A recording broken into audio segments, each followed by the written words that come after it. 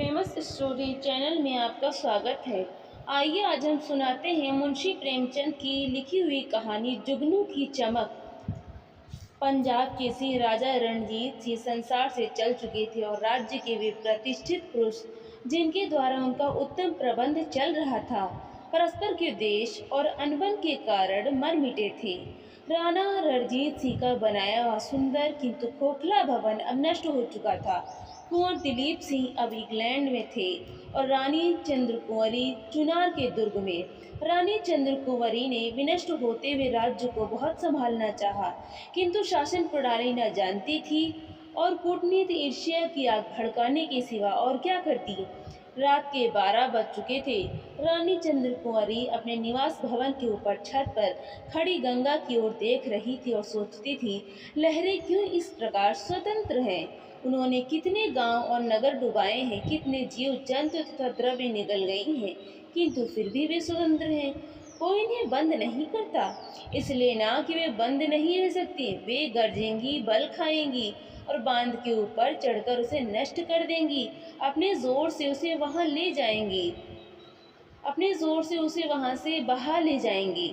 क्या सोचते सोचते रानी गादी गद्दी पर लेट गई। उसकी आंखों के सामने पूर्वावस्था की स्मृतियां मनोहर स्वप्न की भांति आने लगी। कभी उसकी भौं की मरोड़ तलवार से भी अधिक तीव्र थी और उसकी मुस्कुराहट बसंत की सुगंधित समीर से भी अधिक प्राण पोषक। किंतु हाय, अब इनकी शक्तिहीनावस्था को पहुंच गई। रोए तो अपने को सुनाने के लिए, हंसे तो अपने को बहलाने के लिए। यदि बिगड़े तो किसी का क्या बिगाड़ सकती है और प्रसन्न हो तो किसी का क्या बना सकती है। रानी और बांदी में कितना अंतर है। रानी की आंखों से आंसू की बूंदें झरने लगी, जो कभी विष से अधिक प्राणनाशक और अमृत से अधिक अनमोल थी। वो इसी भांति अकेली निराश कितनी बार रोई, जबकि आकाश के तारों के सिवा और कोई देखने वाला न था। इसी प्रकार रोते रोते रानी की आंखें लग गईं। उसका प्यारा कलेजे का टुकड़ा कुंवर दिलीप सिंह, जिसमें उसके प्राण बसते थे, उदास मुख आकर खड़ा हो गया। जैसे गाय दिन भर जंगलों में रहने के पश्चात संध्या को घर आती है और अपने बछड़े को देखते ही प्रेम और उमंग से मतवाली होकर स्तनों में दूध भरे पूंछ उठाए दौड़ती है, उसी भांति चंद्र कुंवरी अपने दोनों हाथ फैलाए कुंवर को छाती से लिपटाने के लिए दौड़ी। परंतु आंखें खुल गईं और जीवन की आशाओं की भांति वो इस स्वप्न विनष्ट हो गया। रानी ने गंगा की ओर देखा और कहा, मुझे भी अपने साथ लेती चलो। इसके बाद रानी तुरंत छत से उतरी। कमरे में लालटेन जल रही थी। उसके उजाले में उसने एक मैली साड़ी पहनी, गहने उतार दिए, रत्नों के एक छोटे से बक्स को और एक तीव्र कटार को कमर में रखा। जिस समय वो बाहर निकली, नैराश्यपूर्ण साहस की मूर्ति थी। संतरी ने पुकारा, कौन? रानी ने उत्तर दिया, मैं हूँ झंगी। कहाँ जाती है? गंगा जल लाऊंगी, सुराही टूट गई है, रानी जी पानी मांग रही हैं। संतरी को समीप आकर बोला, चल मैं भी तेरे साथ चलता हूँ, जरा रुक जा। झंगी बोली, मेरे साथ मत आओ, रानी के कोठे पर है, देख लेंगी। रानी कोठे पर है, देख लेंगी। संतरी को धोखा देकर चंद्रकुंवरी गुप्त द्वार से होती हुई अंधेरे में कांटों से उलझती, चट्टानों से टकराती गंगा के किनारे पर जा पहुंची। रात आधी से अधिक बीत चुकी थी। गंगा जी में संतोषदायिनी शांति विराज रही थी। तरंगे तारों को गोद में लिए सो रही थी। चारों ओर सन्नाटा था। रानी नदी के किनारे किनारे चली जाती थी और मुड़ मुड़ कर पीछे देखती थी। एकाएक एक डोंगी खूंटे से बंधी हुई दिख पड़ी। रानी ने उसे ध्यान से देखा तो मल्लाह सोया हुआ था। उसे जगाना काल को जगाना था। वो परंतु रस्सी खोलकर नाव पर सवार हो गई। नाव धीरे धीरे धार के सहारे चलने लगी। शोक और अंधकार में स्वप्न की भांति, जो ध्यान को तरंगों के साथ बहाता चला जाता हो। नाव के हिलने से मल्लाह चौंक कर उठ बैठा। आंखें मलते मलते उसने सामने देखा तो पटरे पर एक स्त्री हाथ में डंड लिए बैठी है। घबरा कर पूछा, तय कौन है रे? नाव कहाँ लिए जाती है? रानी हंस पड़ी। भय के अंत को साहस कहते हैं। बोली, सच बताओ या झूठ? मल्लाह कुछ भयभीत सा होकर बोला, सच बताया जाए। रानी बोली, अच्छा तो सुनो। मैं लाहौर की रानी चंद्र कुंवरी हूँ, इसी किले में कैदी थी, आज भागी जाती हूँ। मुझे जल्दी बनारस पहुँचा दे, तुझे निहाल कर दूंगी और शरारत करेगा तो देख, कटार से सिर काट दूंगी। सवेरा होने से पहले मुझे बनारस पहुंचना चाहिए। यह धमकी काम कर गई। मल्लाह ने विनीत भाव से अपना कंबल बिछा दिया और तेजी से डांड चलाने लगा। किनारे के वृक्ष और ऊपर जगमगाते हुए तारे साथ साथ दौड़ने लगे। प्रातःकाल चुनार के दुर्ग में प्रत्येक मनुष्य अचंभित और व्याकुल था। संतरी, चौकीदार और लौंडिया सब सिर नीचे के दुर्ग के स्वामी के सामने उपस्थित थे। अन्वेषण हो रहा था परंतु कुछ पता न चलता था। उधर रानी बनारस पहुंची परंतु वहां पहले से पुलिस और सेना का जाल बिछा हुआ था। नगर के नाके बंद थे। रानी का पता लगाने वाले के लिए एक बहुमूल्य पारितोषिक की सूचना दी गई थी। बंदी गृह से निकलकर रानी को ज्ञात हो गया कि वो और दृढ़ कारागार में है। दुर्ग में प्रत्येक मनुष्य उसका आज्ञाकारी था। दुर्ग का स्वामी भी उसे सम्मान की दृष्टि से देखता था, किंतु आज स्वतंत्र होकर भी उसके होंठ बंद थे। उसे सभी स्थानों में शत्रु दीख पड़ते थे। पंख रहित पक्षी को पिंजरे के कोने में ही सुख है। पुलिस के अफसर प्रत्येक आने जाने वालों को ध्यान से देखते थे, किंतु उस भिखारिन की ओर किसी का ध्यान नहीं जाता था, जो एक फटी हुई साड़ी पहने यात्रियों के पीछे पीछे धीरे धीरे सिर झुकाए गंगा की ओर चली आ रही है। न वो चौंकती है न घबराती है। इस भिखारिन की नसों में रानी का रक्त है। यहाँ से भिखारी ने अयोध्या की राह ली। वो दिन भर विकट मार्गों से चलती और रात को किसी सुनसान स्थान पर लेट जाती थी। मुख पीला पड़ गया था, पैरों में छाले थे, फूल सा बदन कुहला गया था। वो प्राय गांवों में लाहौर की रानी के चर्चे सुनती। कभी कभी पुलिस के आदमी भी उसे रानी की टोह में दत्त चित्त दीख पड़ती। उन्हें देखते ही भिखारिनी के हृदय में सोई हुई रानी जाग उठती। वो आंखें उठाकर उन्हें घृणा दृष्टि से देखती और शोक तथा क्रोध से उसकी आंखें जलने लगती। एक दिन अयोध्या के समीप पहुंचकर रानी एक वृक्ष के नीचे बैठी हुई थी। उसने कमर से कटार निकालकर सामने रख दी थी। वो सोच रही थी कि कहाँ जाऊं, मेरी यात्रा का अंत कहाँ है। क्या इस संसार में अब मेरे लिए कहीं ठिकाना नहीं है। वहाँ से थोड़ी दूर पर आमों का एक बहुत बड़ा बाग था। उसमें बड़े बड़े डेरे और तंबू गड़े हुए थे। कई संतरी चमकीली वर्दियां पहने टहल रहे थे। कई घोड़े बंधे हुए थे। रानी ने इस राजसी ठाट बाट को शोक की दृष्टि से देखा। एक बार वो भी कभी कश्मीर गई थी। उसका पड़ाव इससे नहीं बड़ा था। बैठे बैठे संध्या हो गई। रानी ने वहीं रात काटने का निश्चय किया। इतने में एक बूढ़ा मनुष्य टहलता हुआ आया और उसके समीप खड़ा हो गया। ऐठी हुई दाढ़ी थी, शरीर में सटी हुई अचकन थी, कमर में तलवार लटक रही थी। इस मनुष्य को देखते ही रानी ने तुरंत कटार उठाकर कमर में खोस ली। सिपाही ने उसे तीव्र दृष्टि से देखकर पूछा, बेटी कहाँ से आती हो। रानी ने कहा, बहुत दूर से। कहाँ जाओगी। यह नहीं कह सकती, बहुत दूर। सिपाही ने रानी की ओर फिर ध्यान से देखा और कहा, जरा अपनी कटार दिखाओ। रानी कटार संभाल कर खड़ी हो गई और तीव्र स्वर से बोली, मित्र हो या शत्रु। सिपाही से कहा, मित्र। सिपाही की बातचीत करने के ढंग में और चेहरे में कुछ ऐसी विलक्षणता थी जिससे रानी को विवश होकर विश्वास करना पड़ा। वो बोली, विश्वासघात न करना, ये देखो। सिपाही ने कटार हाथ में ली, उसको उलट पलट कर देखा और बड़े नम्र भाव से उसे आंखों से लगाया। तब रानी के आगे विनीत भाव से सिर झुकाकर वो बोला, महारानी चंद्र कुंवरी। रानी ने करुण स्वर में कहा, नहीं अनाथ भिखारिनी, तुम कौन हो। सिपाही ने उत्तर दिया, आपका एक सेवक। रानी ने उसकी ओर निराश दृष्टि से देखा और कहा, दुर्भाग्य के सिवा इस संसार में मेरा कोई नहीं। सिपाही ने कहा, महारानी जी ऐसा न कहिए।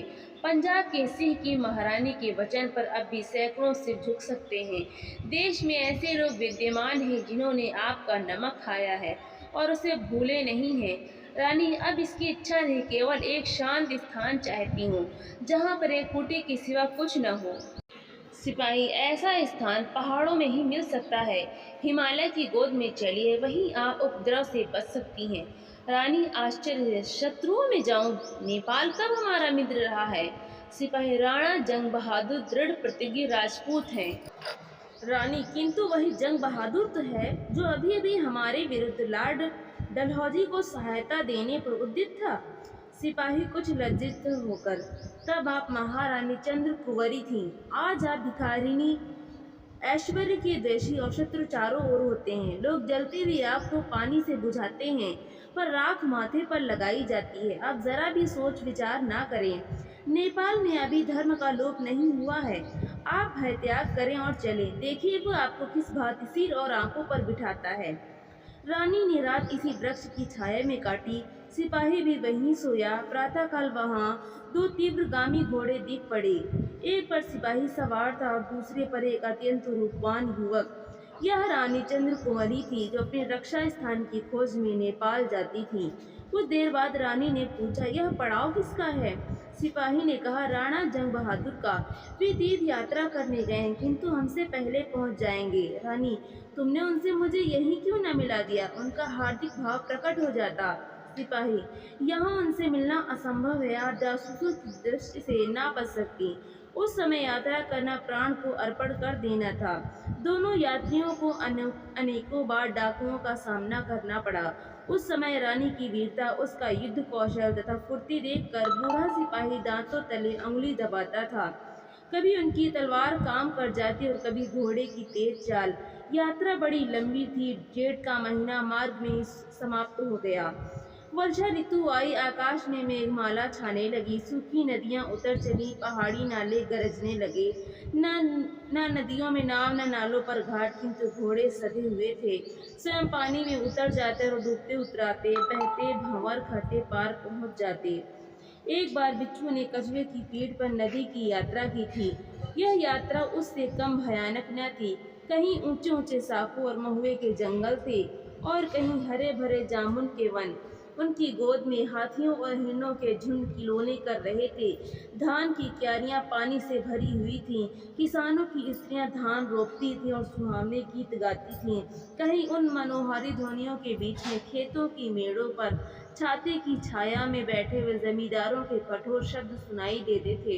इसी प्रकार यात्रा के कष्ट सहते, अनेकानेक विचित्र दृश्य देखते दोनों यात्रा तराई पार करके नेपाल की भूमि में प्रविष्ट हुए। प्रातःकाल का सुहाना समय था। नेपाल के महाराज सुरेंद्र विक्रम सिंह का दरबार सजा हुआ था।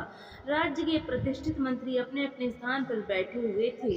नेपाल ने बड़ी लड़ाई के पश्चात तिब्बत पर विजय पाई थी। इस समय संधि की शर्तों पर विवाद छिड़ा था। कोई युद्ध व्यय का इच्छुक था, कोई राज्य विस्तार का, कोई महाशय वार्षिक कर पर जोर दे रहे थे। केवल राणा जंग बहादुर के आने की देर थी।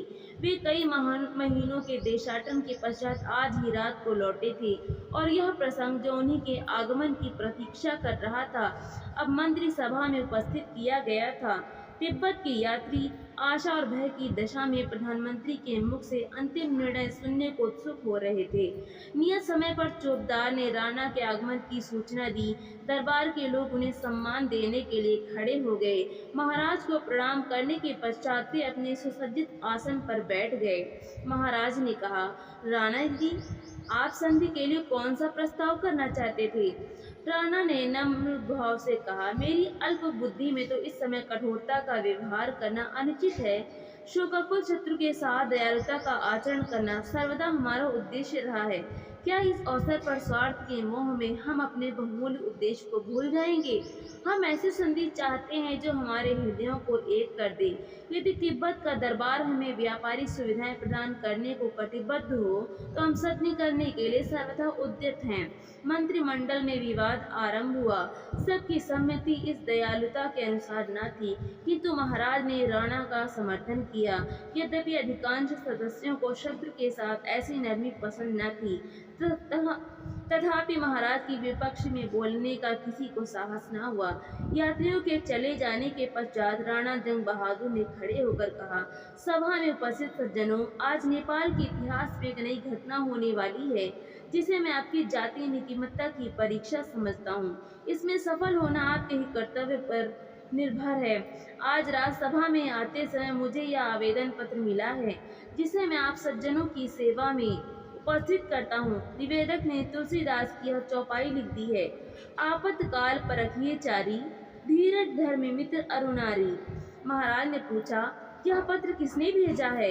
एक भिखारी ने। भिखारिन कौन है? महारानी चंद्र कुंवरी। कड़बड़ खत्री ने आश्चर्य से पूछा, जो हमारी मित्र अंग्रेजी सरकार के विरुद्ध होकर भाग आई है। राणा जंग बहादुर ने लज्जित होकर कहा, जी हाँ, यद्यपि हम इसी विचार को दूसरे शब्दों में प्रकट कर सकते हैं। कड़बड़ खत्री, अंग्रेजों से हमारी मित्रता है और मित्र के शत्रु की सहायता करना मित्रता की नीति के विरुद्ध है। जनरल शमशेर बहादुर, ऐसी दशा में इस बात का भय है कि अंग्रेजी सरकार से हमारे संबंध टूट न जाएं। राजकुमार रणवीर सिंह, हम यह मानते हैं कि अतिथि सत्कार हमारा धर्म है, किंतु उसी समय तक जब तक कि हमारे मित्रों को हमारी ओर से शंका करने का अवसर न मिले। इस प्रसंग पर यहाँ तक मतभेद तथा वाद विवाद हुआ कि एक शोर समझ गया और कई प्रधान यह कहते हुए सुनाई दिए कि महारानी का इस समय आना देश के लिए कदापि मंगलकारी नहीं हो सकता। तब राणा जंग बहादुर उठे, उनका मुख लाल हो गया था। उनका सद्विचार क्रोध पर अधिकार जमाने के लिए व्यर्थ प्रयत्न कर रहा था। वे बोले, भाइयों, यदि इस समय मेरी बातें आप लोगों को अत्यंत कड़ी जान पड़े तो मुझे क्षमा कीजिएगा, क्योंकि अब मुझ में अधिक श्रवण करने की शक्ति नहीं है। अपनी जातीय साहसहीनता का यह लज्जाजनक दृश्य अब मुझसे देखा नहीं जाता।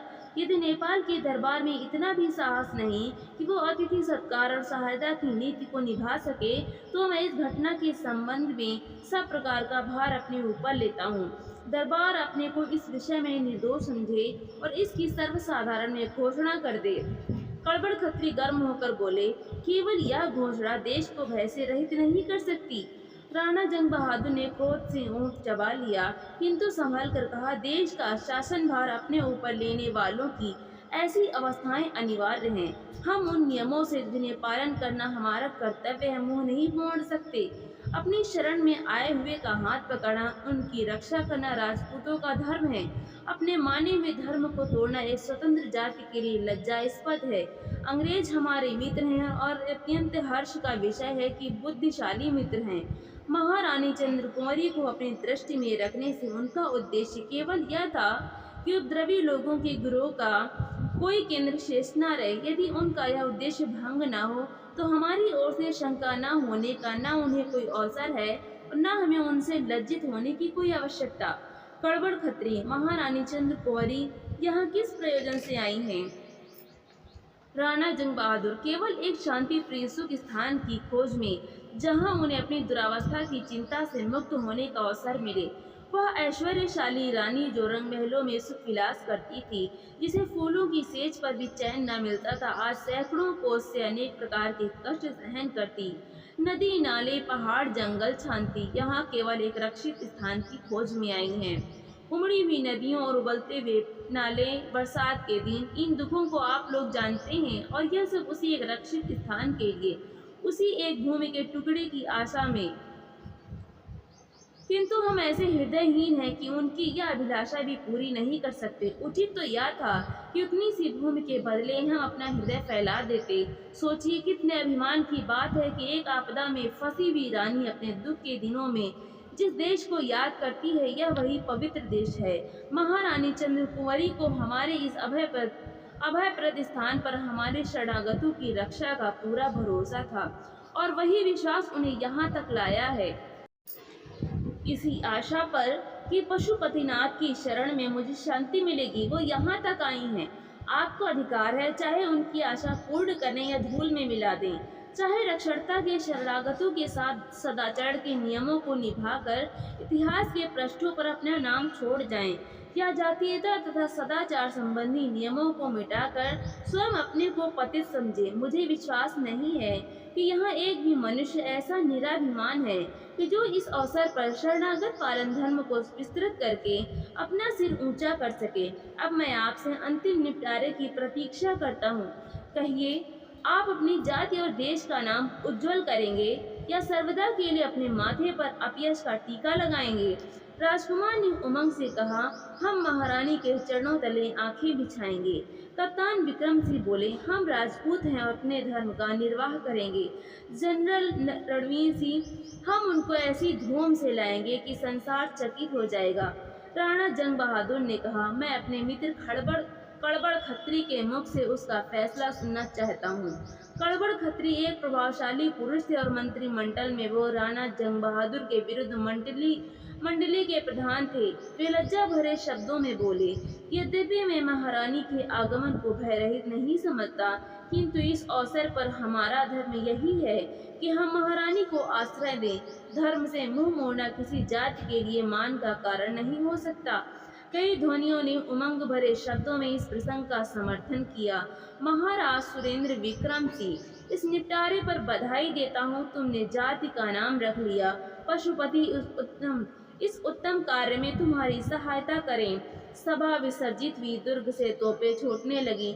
नगर भर में खबर गूंज उठी कि पंजाब की रानी चंद्र कुमारी का शुभागमन हुआ है। जनरल रणवीर सिंह और जनरल रणधीर सिंह बहादुर 50,000 सेना के साथ महारानी की अगवानी के लिए चले। अतिथि भवन की सजावट होने लगी। बाजार अनेक भांति की उत्तम सामग्रियों से सज गए। ऐश्वर्य की प्रतिष्ठा व सम्मान सब कहीं होता है, किंतु किसी ने भिखारिनी का ऐसा सम्मान देखा है? सेनाएं बैंड बजाती और पताका फहराती हुई एक उमड़ी नदी की भांति जाती थीं। सारे नगर में आनंद ही आनंद था। दोनों ओर सुंदर वस्त्राभूषणों से सजे दर्शकों का समूह खड़ा था। सेना के कमांडर आगे आगे घोड़ों पर सवार थे। सबके आगे राणा जंग बहादुर जातीय अभिमान के मद में लीन अपने सुवर्ण खचित हौदे में बैठे हुए थे। यह उदारता का एक पवित्र दृश्य था। धर्मशाला के द्वार पर यह जुलूस रुका। राणा हाथी से उतरे। महारानी चंद्र कुंवरी कोठरी से बाहर निकल आई। राणा ने झुककर वंदना की। रानी उनकी ओर आश्चर्य से देखने लगी। यह वही उनका मित्र बूढ़ा सिपाही था। आंखें भर आईं, मुस्कुराई, खिले हुए फूल पर से ओस की बूंदें टपकी। रानी बोली, मेरे बूढ़े ठाकुर, मेरी नाव पार लगाने वाले, किस भांति तुम्हारा गुण गाऊं? राणा ने सिर झुकाकर कहा, आपके चरणाविंद से हमारे भाग्य उदय हो गए। नेपाल की राजसभा ने 25,000 रुपए से महारानी के लिए एक उत्तम भवन बनवा दिया और उनके लिए 10,000 रुपए मासिक नियत कर दिया। वो भवन आज तक वर्तमान है और नेपाल की शरणागत प्रियता तथा प्रणपालन तत्परता का स्मारक है। पंजाब की रानी को लोग आज तक याद करते हैं। यह वह सीढ़ी है जिससे जातियां यश के सुनहरे शिखर पर पहुंचती हैं। यही घटनाएं हैं जिनसे जातीय इतिहास प्रकाश और महत्व को प्राप्त होता है। पॉलिटिकल रेजिडेंट ने गवर्नमेंट की रिपोर्ट की। इस बात की शंका थी कि गवर्नमेंट ऑफ इंडिया और नेपाल के बीच कुछ खिंचाव हो जाए, किंतु गवर्नमेंट को राणा जंग बहादुर पर पूर्ण विश्वास था। और जब नेपाल की राज्यसभा ने विश्वास और संतोष दिलाया कि महारानी चंद्र कुमारी को किसी शत्रु भाव का अवसर न दिया जाएगा, तो भारत सरकार को संतोष हो गया। इस घटना को भारतीय इतिहास की अंधेरी रात में जुगनू की चमक कहना चाहिए। तो दोस्तों, आपको ये कहानी कैसी लगी? जो भी कहानी सुननी हो कमेंट में ज़रूर बताएं। वीडियो को लाइक करें, शेयर करें और चैनल को सब्सक्राइब करना बिल्कुल भी ना भूलें। तो मिलते हैं अगली नई कहानी के साथ। बहुत बहुत धन्यवाद।